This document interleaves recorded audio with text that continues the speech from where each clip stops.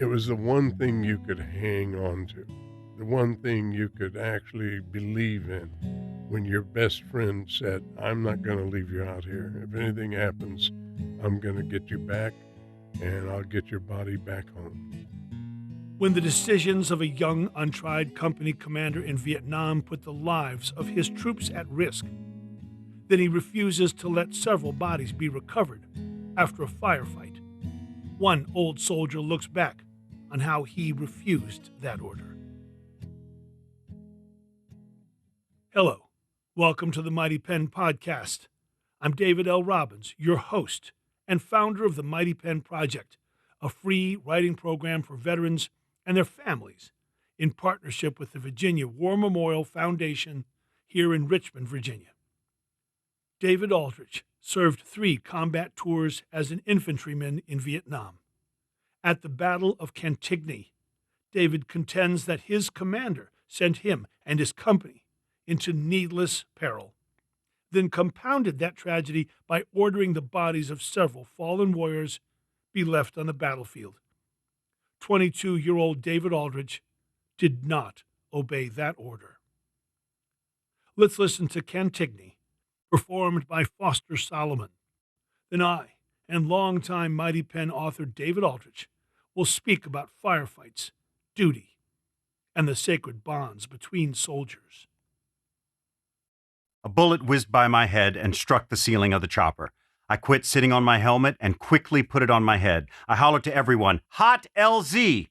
All the grunts in the Huey followed suit. I got as close to the floor as I could. Another hot landing zone. Bullets were zinging and pinging every which way, everybody's nightmare.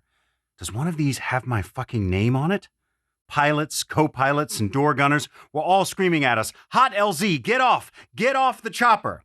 I hollered back to them, "Set this motherfucker down!" I edged closer to the door so I could hang my legs out and stand on the skids. We were still 20 feet off the ground. We're all carrying 75 pounds of equipment with extra water and ammo. To jump would guarantee a broken leg. The squelch was breaking on our radios like someone was trying to send out Morse code. All radios were set on the battalion frequency for the insertion. Panicky officers of 3 different companies of infantry were vying to be heard on the radio. "Hot LZ! Oh God! Oh fuck! Return fire when you get squelch! Need a medic, squelch!" Then, the calm, sonorous voice of our battalion commander, Lieutenant Colonel Vernon C. Coffey Jr., came over the airways. "This is Dauntless 6. Use proper radio procedures. Out." The Huey door gunner facing the wood line fired his M60 machine gun steadily at the unseen enemy. Rat-tat-tat-tat-tat-tat! His red tracer rounds set off small fires in the jungle. The Cobra gunships made their run after run 50 meters deeper into the jungle from the wood line, their miniguns blazing. The miniguns sounded like a foghorn on a lighthouse. The jungle was being shredded. It was 19 November 1968, and we were being choppered in from Fire Support Base Julie. Another bad place to be. Very bad. I was in the first lift of 5 helicopters. They carried my platoon. I was the 3rd platoon leader and had been since May. I had a lieutenant assigned to me, but I was still the leader. 5 more Hueys were right behind us with our 2nd platoon. 1st platoon was 5 minutes behind us. The pilots finally got some balls and set us down. We unassed that chopper in 3 seconds flat, and it took off. I knelt where I had gotten off the Huey and had everyone else get down. The noise of the choppers masked the enemy weapons fire for a few seconds. I couldn't hear where they were firing from. Finally, I moved my men from the grassy plains up to the jungle wood line in front of us. I got them ready to do an online assault as we waited for the Hueys to get out of earshot. I had my machine gunner link up with 200 rounds. All the firing was coming from our far left where the 2nd platoon was landing. I said a short prayer, thanking heaven that we wouldn't have to do an online assault. They are the hardest things for an infantryman to do in war, and the triple canopy jungle would have made it twice as difficult. I got my men up, and we moved along the wood line to the right, just as we planned with our company commander. After 15 minutes, the rest of the company landed. I heard over the radio our commanding officer ordered the 1st platoon to move into the jungle where we had received fire. Lifts of 5 helicopters each were landing behind us with regularity. It looked like this fire support base was going to be a big one. Chinooks were bringing in sling loads of engineers' stakes and concertina wire. 50 meters behind me, the grass had been trampled down, and I could see the medics working over one of our soldiers. I couldn't tell who got hit. More automatic weapons fire flared up where the first platoon went into the jungle. My radio transmitter operator, RTO Louis Ragusa, came running over to me and said, "Dave, the first platoon got hit. They have 3 guys wounded.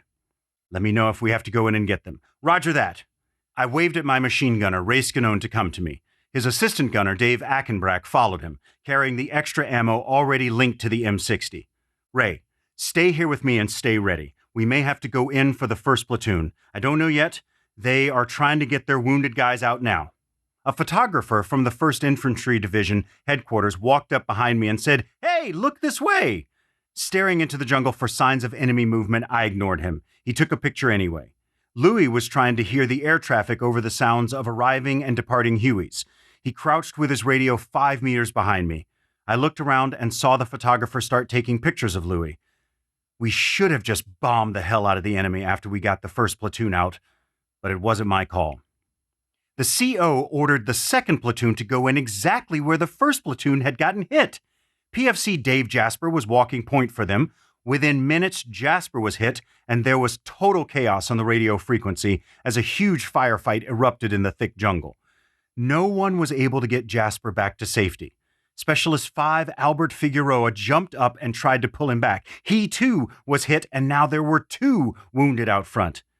PFC's Green and Taylor from the 2nd platoon rushed forward despite orders to stay put and pulled Fig back. They couldn't get Jasper. I offered to take a machine gun crew and flank the enemy from behind. The company commander threatened me with court-martial over the radio if I tried to come in and help. After a frustrating 15 minutes, we were all ordered to pull back. By then it was late afternoon, and Lieutenant Coffey ordered everyone to start digging in. Bravo Company was in the bunker to my left. My platoon had 8 bunkers stretching out over the northeast section of the fire base. I showed everyone where to start digging their bunkers and how to face their firing ports. The firing ports always had to cover the bunkers in front of you. The ground was hard where we had to dig, and we began right away. I decided to stay in the bunker nearest Bravo Company. There was no more discussion of retrieving Jasper from the jungle. I saw Taylor and Green. They were both weeping. I walked over. They told me, "We tried to get him back, Dave. We tried our best." I put my hands on both of their shoulders and told them, "I know, brother. I know. I heard it all on the radio. Thanks for getting Fig back." My heart ached for Jasper and the men of the 2nd platoon. I knew that the promises all infantry made to each other were solemnly made. One of those promises was long-standing and considered sacred. We all swore to never leave another soldier behind. We'd all failed that oath. When the order came down at dusk to send out LPs, I first wanted to talk to them face to face. I didn't want the soldiers assigned to our platoon's listening post to go too far out, as we seemed to be on the edge of a large enemy base camp. If the enemy were going to attack us, it would probably begin with mortar rounds, and the LPs needed to be able to get up and run back to the safety of our bunkers. If the LPs went too far out, they could easily get cut off from us. I didn't want to lose any more men that night. Louis Ragusa was on one of the LPs. I had a new guy assigned to my platoon for the operation. His name was John Costanzo. He was from New York. He had the accent, and I knew he would fit in right away. We already had 5 other guys from New York. I told him he could stay in the bunker with my machine gunner and me. We didn't make a lot of progress on digging, so by 10 p.m. we only had a foxhole that was 3.5 feet deep. We widened it a little to accommodate all 3 of us, but we had no overhead cover. Scanone complained, "Our fucking bunker isn't big enough." I said, "If we have to go hand-to-hand with Charlie, a shallow foxhole makes it easier to get out of." Costanzo laughed, but Scanone didn't get the joke. He was not placated. He started digging again furiously. "Here, fill a few sandbags. That'll make you feel better." I held the sandbags while he shoveled it full. Soon we had 10 sandbags. We got them tied off and placed in front of the foxhole, 2 high and 5 across. They afforded little protection.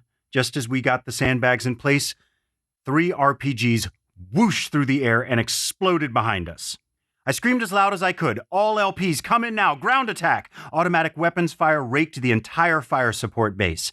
I screamed at those in the perimeter foxholes. Hold your fire. Don't shoot the LPs. Friendly's coming in. Explosions ripped the night from hand grenades and Chinese claymore mines. Louis and the other LPs ran past me to the bunker on our right. When I was sure my LPs had made it back in, I said to the surrounding bunkers, "Okay, open fire. Make sure you fire low. They may be crawling. Everyone take the pin out of one grenade and get ready to throw it." After a pause of 30 seconds, I said, "Okay, now throw it into the jungle as far as you can. Get down." 15 hand grenades went off in the jungle in front of us, and the noise from the enemy machine guns subsided momentarily. After a minute, there was a new surge of firing from out in the jungle. I told Skinnone to sweep his machine gun from left to right and then to take cover to see what happened. The North Vietnamese Army and Viet Cong always trained their soldiers to go for our machine guns. In answer to Skinnone's sweep of the area, we received green tracers from our left front. I hollered at our M79 man Renner to fire in that direction with some HE rounds. The sound of his M79 was immediate. Bloop! Pause. Blam! As the high explosive round exploded 20 meters into the jungle. It had a killing radius of 5 meters. "Great job, Renner! Fire a few more over there." Suddenly, between machine gun bursts, Skinnone screamed, "We're all going to die! We're going to get overrun, and we're all going to die!" I said very calmly, "Skinnone, you're such an alarmist." "What the fuck is an alarmist?" Okay, everyone get a hand grenade ready to throw." An alarmist is a guy who always overreacts to situations. He is always setting off fire alarms at the first sign of smoke. "Okay, everybody throw your grenade and take cover." Costanzo said over and over, "Holy fuck, holy fuck." We all got down. 20 grenades went off with a thunderous explosion in the jungle. I continued with Skinnone. "You're just thinking of the worst case scenario, which will not be happening because we're going to kill them before they can overrun us." In the light of descending artillery flares, Costanzo's eyes were as wide as saucers. I never saw him blink. I hollered out, "Everyone fire one magazine on semi-automatic and make sure you fire low." They responded, "Bam, bam, bam." "Okay, everyone, get down." Somehow, my senses were heightened to such an extent that I was in perfect tune with the noise and chaos of the battle. I seemed to know when the enemy was going to fire their submachine guns and automatic weapons fire. I somehow knew when they were going to fire their RPGs at us. When I thought the RPGs were coming, I would holler, "Take cover!" Sure enough, RPGs lit up the sky and swooshed overhead, exploding behind us. This continued for the next 3 hours. I could hear the moaning of the enemy wounded out in the jungle. There would be no sleep this night. The enemy wounded and dead were being carried off the battlefield. As the sun began to rise, a scene of carnage was revealed in front of us. Bodies and pieces of bodies were everywhere. Where there had been large, healthy trees before, there was now just splintered and charred tree stumps. The gunfire had removed all the bark from the trees that were left. The leaves from the bushes and trees were shredded and sap dripped heavily onto the jungle floor. Amazingly, some of the sap was blood red. The few dozen rounds of artillery we had received in support had cut some of the trees in half. It was absolutely still. No sounds issued from the surrounding jungle. Normally, birds and monkeys were chattering to greet the morning sun. The fuck you lizards, which normally called back and forth, were conspicuously absent. As I lit a cigarette, I looked over at PFC Costanzo and told him, "You did great for your first ground attack. Stick with Louis, my RTO today. We're going to walk point to get Jasper's body back." The grisly task of separating bodies and body parts began. 13 bodies lay between Bravo Company's last bunker and my bunker. There were body parts for another 10 soldiers, but I don't think anyone really cared about the body count. Bravo Company had lost 4 of their soldiers. 3 of them had been out on listening posts together for Charlie Company. They didn't make it back when the attack began. They were PFC's Benny Sapp, Thomas J. Burton, and Raymond L. Brown. Sergeant Jeffrey L. Hicks from Charlie Company was also killed. From Alpha Company, PFC Leonard Beatty was also killed. There was no victory to be celebrated, only mourned. It was time to go get David Jasper's body back. God help the son of a bitch who got in my way.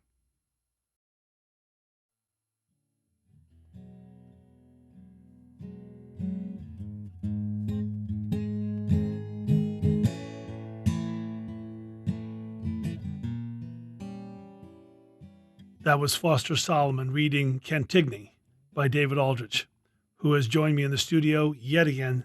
David, thanks for coming in.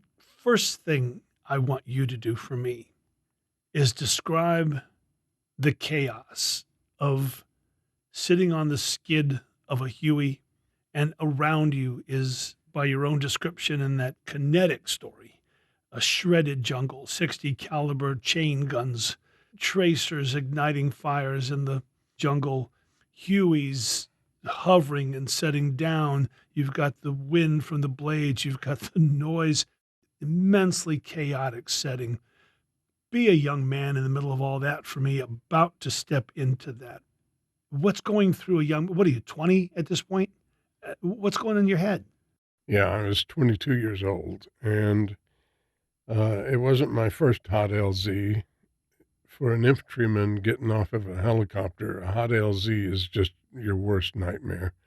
A lot of people were shot and just stayed on the helicopter, and their dead bodies were flown back away from the LZ back to the home base. And it's your worst nightmare that you're going to get hit or somehow step off of the helicopter and hit a booby trap, which many hundreds of people did. The next thing you worry about is going into the wood line and maybe even having to do what they call an online assault into an active base camp. You describe an online assault for me. Well, that's where perhaps an entire platoon of 30 guys, 25 guys would line up abreast of each other and move forward as one person along a line, and all of this while you're taking fire. It sounds like British redcoats walking in a line like that. Absolutely. The tactics haven't really changed all that much in 300 years. So why do it like that? What's the purpose? Just a broad sweep? Well, first of all, so you don't bypass any bunkers or anything, you make sure you engage all of the enemy out in front of you. Yeah. And you do that best by being next to the guy who's moving forward. So it's designed to create contact with the enemy. Absolutely. Find him and contact him. Make contact and kill the enemy. Yeah. So we're talking tactics now. And you said that the CO sent the second platoon into the exact place where first platoon got hit and point man Jasper went down. Sitting here many years later, hearing you describe it, I think that's a dumb move. Was that a dumb move then, and why did he do it? It was dumb. I don't know what he was thinking because he had not yet earned his Silver Star, but he was definitely looking for glory, I believe. He's dead now. I don't know what he was thinking, but at the time I thought he was out of his mind. I suspect you think that now. Oh, still, I haven't changed my mind. He sent Dave Jasper and 2nd Platoon under C.T. Davis, Lieutenant Davis, back out where he had just had an entire squad of people wounded and should have just pulled everybody back and bombarded the shit out of it with artillery. And then you can go in and check over who's still alive. Or our old friend Ken Mick in his Cobra. Absolutely. Light up that tree line. Fire it up with that minigun of his, you know, my God, that would have been nice. Other people may disagree with me and say, no, you needed to get in, find and fix the enemy and kill them in their bunker. No, that's not. So one of my favorite passages in Cantigny is that charming read that Foster did about everybody's, we're going to die, holy fuck, we're going to die. And you're like, oh, you're such an alarmist. And he goes, what is an alarmist? And you're like, oh, we're going to kill them first. Like, we're going to, and obviously I've not been there, but I want to know, in the midst of combat with lead in the air, all this chaos, what are the conversations like? Is it like that? Like guys go, we're going to die. You're like, oh, calm down. That particular night, I was exceedingly calm. I knew there was nothing they could do that was gonna move us from our foxholes. I knew we were gonna kill them when they came at us, and we proceeded to do so. And I just had this mountain of confidence and self-belief, and I was surprised that my machine gunner, who had been through I don't know how many firefights with me, was saying this, that we're all gonna die. And then I got this new guy, I'm trying to take care of, and I don't want a guy who's been there a while to affect Yeah, the here's the some new guy. the guy go, we're all And gonna die. so, they both jump up and run away or something, Right. so somehow I managed to stay calm and to point out, "You'll get over this in a minute or two. You'll be fine." Were you ever that other guy? The one yelling, we're all gonna Oh, die? And on my first tour, I suffered through an episode of fear once that was just ungodly, and that was in my first firefight on the 18th of June, 1967. I remember that day very well, but no, I was that guy once upon a time, and so I understood fear very well. And I don't put people down for feeling fear, but you have to conquer your own fear. You have to face it. Nobody can do it for you. Mm. I was just trying to help him get his sanity back. I can only imagine, and barely imagine. So, in the more somber moments of that really kinetic and powerful story, you tell us about something we all know, and there really is not an analog out here in civilian life about you never fail to retrieve a fallen comrade, ever. And you had not, until the story ends, of course, gone to get Jasper. And I know that that was a burr for you. I know you probably agonized over that. But does it resonate with a soldier to know that I can walk forward, but I won't be left here? If you knew you might get left, you might not walk forward. Well, a lot of soldiers were not exactly believers in Vietnam. They were still trying to figure out what their relationship to God was.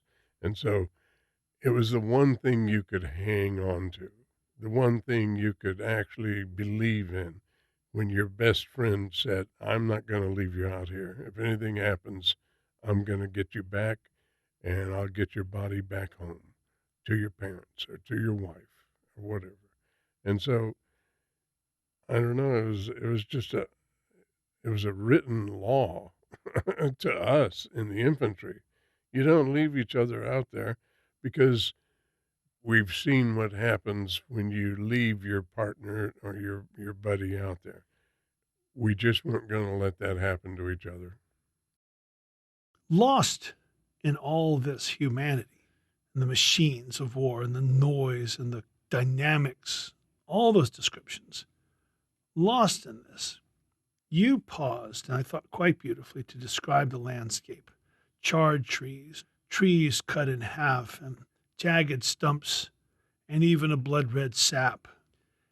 After these conflicts in a heavily vegetative area, did you ever mourn the land?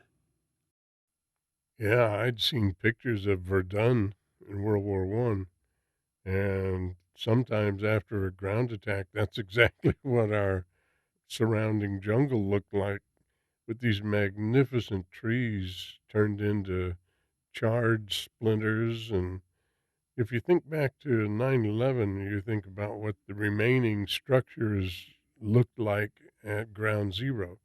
That sort of reminds me of Verdun also.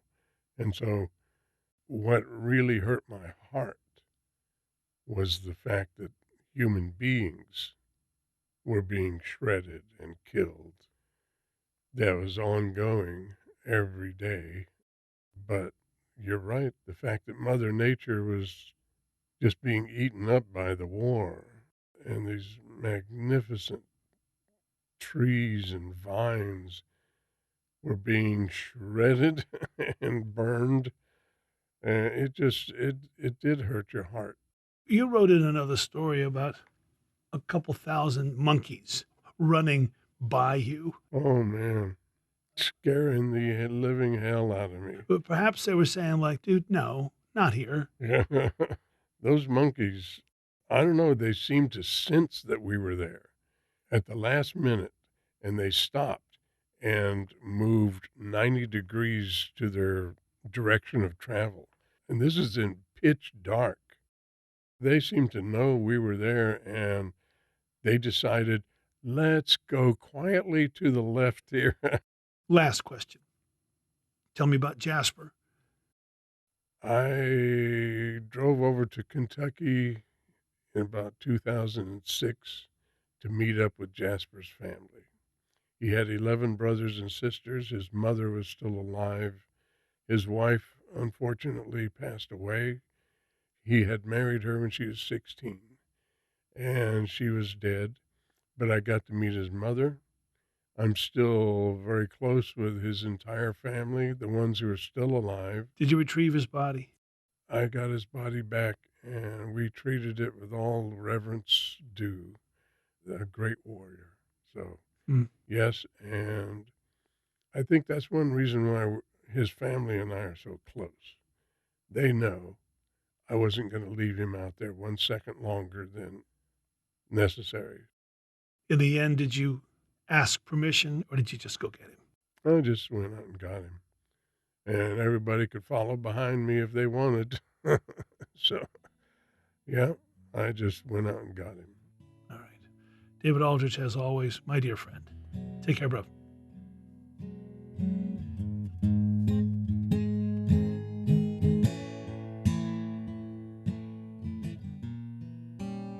The Mighty Pen is a free writing program for military veterans and their families, offered by the Virginia War Memorial Foundation, a 501c3 nonprofit. If you'd like to learn more about the Mighty Pen or just send us your thoughts, email us at mppodcast@vawarmemorial.org or use the link in the podcast description. If you're a veteran or a family member of a serviceman or woman listening to this podcast anywhere in America, and you want to learn how to best write and tell your own powerful stories, you can sign up for one of our Mighty Pen writing workshops on Zoom. If you want to read today's piece and many more, use the link to go to the Mighty Pen archive. And if you enjoyed this podcast, please share it. Music for this episode was provided by Jackson Albrecht. Lastly, if you'd like to support the Mighty Pen's efforts to record and preserve these stories of service, adventure, and sacrifice, follow the charitable donation link in the podcast description. I'm David L. Robbins, and I want to thank you for listening to the Mighty Pen podcast. It's an honor